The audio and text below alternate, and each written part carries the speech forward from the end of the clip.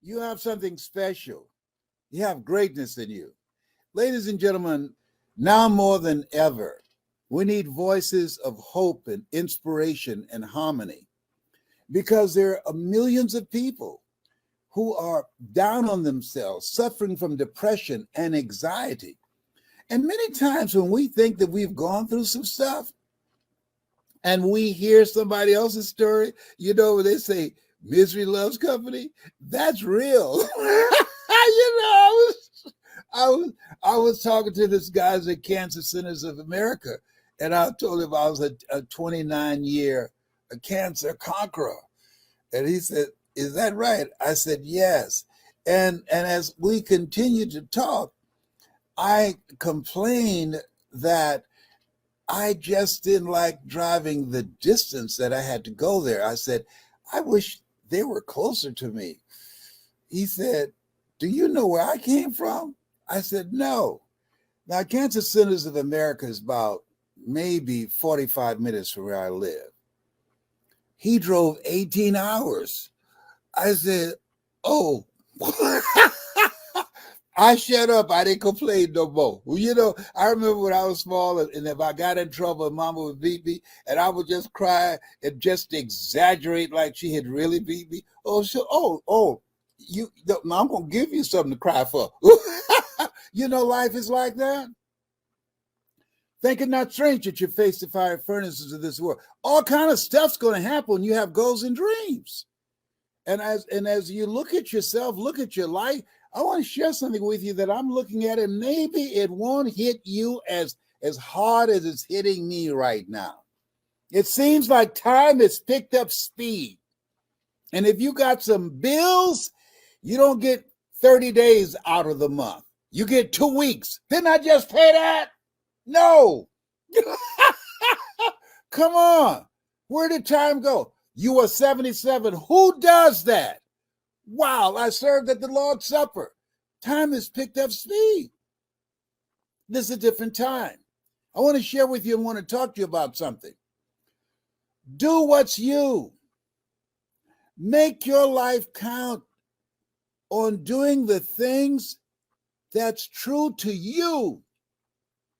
What I love about the presenters that are talking to you, people who have overcome some stuff, who have grown through some stuff and decided that will not make me or break me, but I'm going to use my voice and my story and my example to empower people, because a lot of people need it.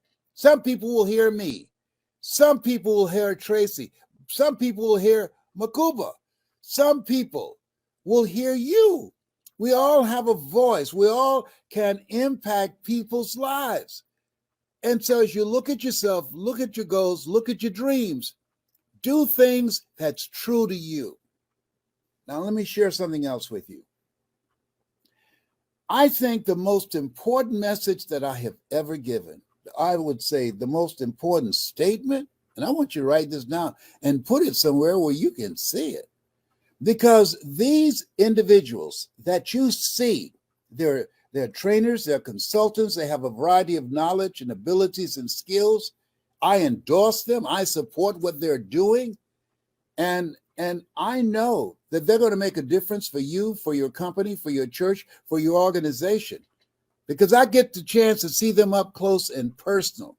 We are processed. We are working on our stuff, including me. Live your life the way you want to live your life. I spoke to a group yesterday, and I asked, if you had 3 months to live, what would you do differently? And all of them, 100% said, I would quit my job. If I knew I had 3 months to live, I would start doing more programs. I would speak more. I'll be on Twitter, on LinkedIn, Instagram, TikTok. Woo! I've been doing all of them. Let me tell you something. Listen, why? Because I'm doing what I love to do. If you spend 40 to 50 hours a week doing something that's not you, that's stressful. But if you're doing something that's you, that's passion, honey. Or you're going to rob the cemetery of your talents, of your abilities, of the gifts that God put in you, that he brought you here at this point in time to help clean some of this mess up. And these individuals have answered the call on their life. And I'm encouraging you, what's in your heart? Do what's in your heart. Where your heart is, there your treasure is also. Yeah. See, the reason that I'm excited about these speakers, and we're going to be sharing stages around the world, that we're living in an incredible time. I remember speaking in 4 or 5 different cities. I have to get on airplanes and go from city to city, hotel to hotel. Now we can just do it in the comfort of our home. And so what they're doing is paving the way, because we've gone from brick and mortar to click and order. Now we can reach people. We can help people to achieve mental health and wellness, helping people to develop strategies and the new skill set for this new space where we are. These people have put in a lot of work, a lot of time, a lot of effort. So I don't want you just listen to them. I want you to write down information, take some notes, and get contact information so that you can incorporate their services for your business, for yourself, or for your organization, and for things that you believe in and causes that you support. Here's something else. Make every day count. I was talking to someone today, and they said, well, let's get together in 2 weeks. I said, no. I said, you just told me you're an hour and a half away. I say, let's do this right away. I remember when Michael Jackson said, this is it, after procrastinating and putting on off, going on tour. But it was not the it he had in mind. And the older you become, the more calls you get about people who are gone. I remember my high school teacher, Mr. Washington, and he was an unusual guy. We told him, hey, did you hear Mr. Hayes died unexpectedly? And he said, Leslie? I said, yes, sir. No one dies unexpectedly. We all going to die. I said, oh, we have an expiration date. And so I'm encouraging you, make every day count. It says not the number of breaths that we take, but the number of breaths that moments and events that take our breath away. Here's something I'm doing now, and I encourage you to do. I heard something that shocked me, and I didn't like the guy's voice, and I heard what he had to say accidentally. He was talking to this couple, and he asked them, I'd like to give you $1 million. How do you feel? They said, wow, I'm excited. The husband said, yes. And he asked, why are you excited? He said, $1 million? He said, I know what I'm going to do with it. He said, I got something else better for you. And they said, what? I'm going to give you $10 million. How would you feel? He said, great. Wow. I would be, off the hook. That would blow my mind. He said, there's one hitch. And they said, okay, what is it? I'm going to give you $10 million today, but you won't wake up tomorrow. You'll be dead. Do you still want it? They said, no. You wouldn't accept $10 million today? 10 million. That's 10 times 1 million. You would pass on that? You saying, I will be dead tomorrow? Yes, you'll be dead tomorrow. He said, no. He said, so you're saying when you wake up in the morning that you got life,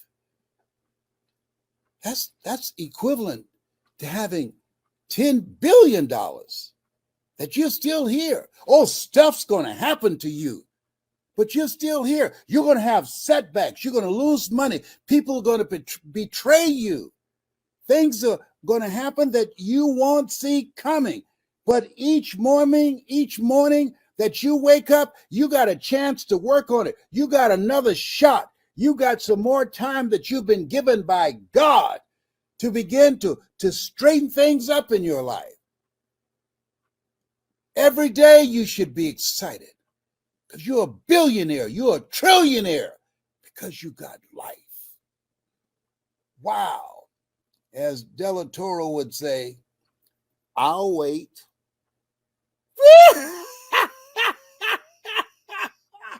I never thought it like that. I never thought about it like that. So when I wake up in the morning, I woke up this morning, I said, whoa, there's some billionaires that's pushing up daisies. Oh, I'm glad to be here. And I know a lot of others that would love to be here. And I still got a chance to serve. I still got a chance to make my life count. I know that my life has an expiration date, but I'm here now. I'm not going to focus on when I'm gone. I'm going to focus on what do I do with what I have. I'm going to live my life the way I want to leave my life. So these speakers, they answered a call on their lives. They said, I want to live my life the way that I want to leave my life.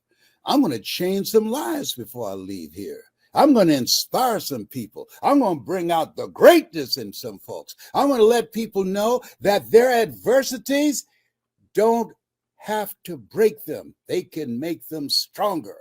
I want them to be able to live their dreams by making a statement and taking a stand with the life that they've decided to choose to leave the world in better shape than how they found it for their children and their grandchildren and their great-grandchildren. You have something special. You have greatness in you. I want you to think about the fact that you are still here, that God has something in mind. A lot of people out of here. People dying today who never died before. Come on. Oh, behave. And I decided, write this down, smile in spite of. Why? I got some stuff going on. I got some challenges that I'm facing. But you know what? Even homely people look better when they smile. Watch this. Smile at somebody on your right or left. And if they're already smiling when you look over there, you the homely one. This thing called life is for living, for laughing. Live the life you love and love the life you live. And decide that you're going to do what you can with what you have to leave it in better shape than how you found it. You have something special. You have greatness in you. We've all had major disruptions in our lives because of this pandemic. And when you have a disruption, that requires transformation. I don't care how fast a caterpillar can run, it can never fly until it goes into a cocoon and experience a transformation.